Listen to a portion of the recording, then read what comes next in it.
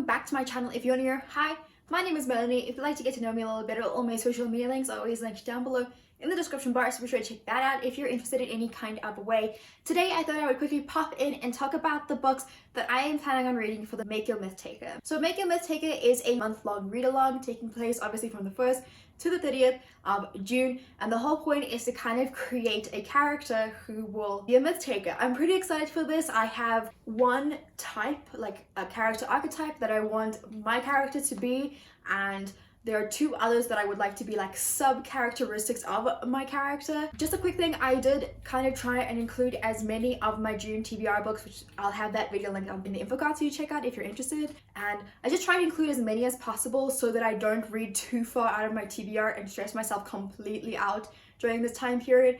I'm trying to kind of take it slow, although you wouldn't really think that I am by the size of these books. But I think without further ado, let's go ahead and start with the books. So here I am proclaiming my TBR. Obviously one of the rules is to read these in order, so it's going to be a bit of a rough thing for me because I usually just read as I feel like the book, but this is going to be a little bit more of a challenge for myself, and I think it's going to be a fun challenge because I'm actually in the mood for all of them. We'll see how the month goes. So the first character archetype that I want to have for my character is Viking, and I'm so excited. So for the first prompt to become a Viking, I need to read a book set in a cold place. For this, I chose Frostheart by Jamie Littler. I did try to read this in December. Unfortunately, it just wasn't my thing.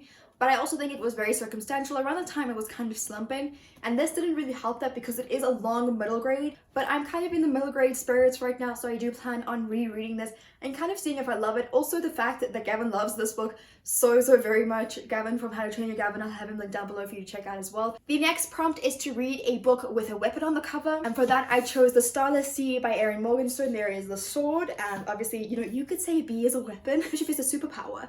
But this is the topping the TBR book of the month for June, so I'm really excited to jump into this. I have already read this, but I listened to it on audiobook and I wasn't the biggest fan, so I plan on reading it to see if my opinions will change, because I think that Erin Morgenstern's books do need to be read instead of listened to. It's about like retention and the way her stories work. It's very much character driven, and if you don't really connect with the characters on audio or whatever, it's probably time for you to try a different kind of format before you totally give up. And I mean, I spent a lot of money on this, so I do want to try and give it a reread. The next prompt for the Viking archetype is to read a book featuring a journey. For this, I chose The Final Empire by Brandon Sanderson. I've already read this as well, and I really loved it, and I planned on rereading it for a while now, and this is like the perfect time to do so. I do know there's a journey that takes place in here. I don't want to say too much other than that, just because you should go into this with as blind as possible, just knowing that the tagline is "What if the Dark Lord won?" So I'm pretty excited for this. The next prompt is to read an overhyped book, and for that I chose Caraval by Stephanie Garber. This book is probably one of the most hyped books in the last couple of months, especially since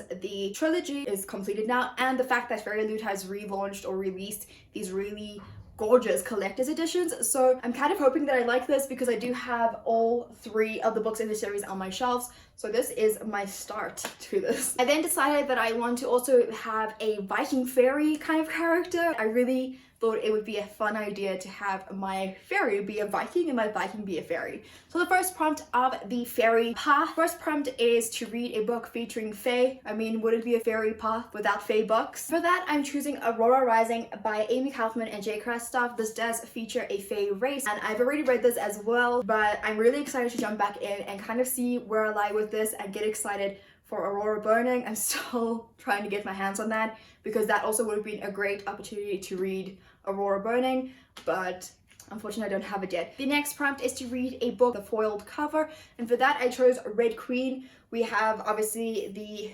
typography for Red Queen foiled, and I mean, that's how far the foiling really goes on this, but I really wanted to try and squeeze this in. The next book that I plan on reading is a book featuring a woodland, and for that I chose The Queen of Nothing by Holly Black. This is the third and final book in the Folk of Air series, and I read The Cruel Prince, wasn't the biggest fan, it was okay.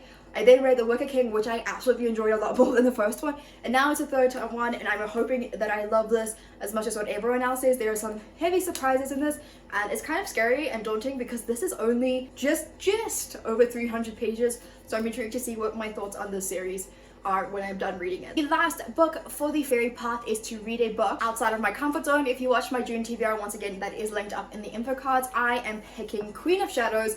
This is not necessarily out of my comfort zone because I love fantasy and I love Sarah J Maas, but the out of comfort zone comes into play when I think about starting the rest of the series after this one, and I'm so stressed because this is still something that I know, something I'm familiar with, whereas the rest of the series is like unknown territory, and that's kind of daunting, I won't lie. Then the very last path that I wish to follow is the assassin path, because why not have an assassin fairy Viking, or a fairy Viking that happens to be an assassin?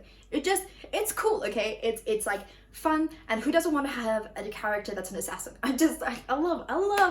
I love the morally grey part of having an assassin character. The first prompt for the assassin path is to read a book picked by a friend. If you watched my June TBR, you would have seen that my mom picked More Happy Than Not by Adam Silvera. This is one of the only books that aren't a fantasy or have fantasy elements that is on my TBR, which is kind of weird because I don't read a lot of contemporaries these days because I'm so fantasy driven now that it's winter.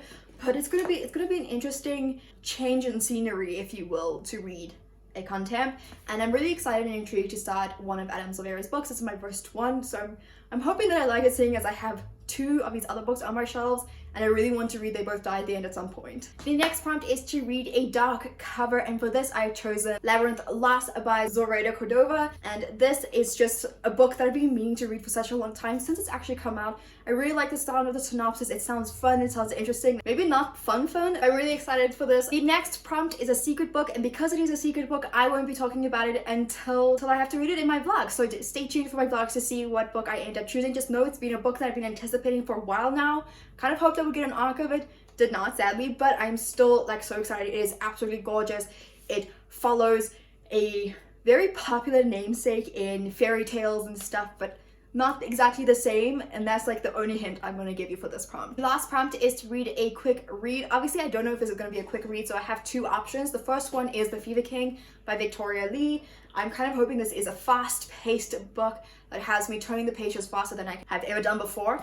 And then the other one is the short story that came with my pre-order of Dark Dawn, and that is 3, which contains some a really fun scene is what I've been told, so I'm excited for that. But obviously I'm hoping to read this first before I get to 3. These are all the books that I plan on reading for the Make Your Myth Taker, and I'm so excited. Obviously I'm going to be starting with the Viking path, heading into the fairy path, then finally into the assassin path. I would honestly be happy if I just read the books and got the Viking character arc, but obviously most ideal, most perfect would be to have all 3. Maybe even then I'll go above and beyond, but let's not jump ahead of ourselves. But yeah, these are all the books I plan on reading. Thank you so very much for watching today's video. Please let me know down below in the comment section if you are participating in the Make Your Myth Taker, and as always I'll have everything linked down below along with the books and so on, in case you are interested in checking them out, as well as the announcement video in itself. Thank you so much for watching, and I'll see you in the next video.